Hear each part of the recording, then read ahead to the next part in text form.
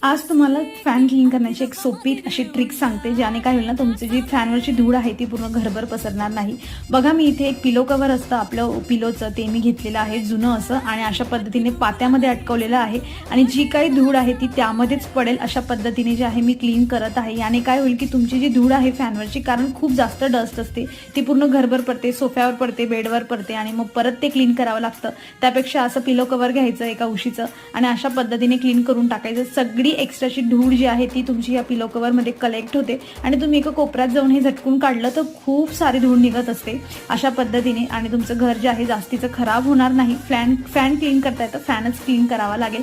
त्यानंतर इथे मी एका स्प्रे बॉटलमध्ये पाणी, थोडंसं डिशवॉश लिक्विड, विनेगर आणि थोडा बेकिंग सोडा घालून असं सोल्युशन बनवलेलं आहे, जे मी प्रत्येक वेळा यूज करत असते. तेच मी इथे फॅनवर स्प्रे केलं आणि एका चांगल्या कापडाने जे आहे याला परत क्लीन करून घेतलं, कारण काही डाग खूप हट्टी असतात, ते निघत नाही आणि अगदी सोप्या पद्धतीने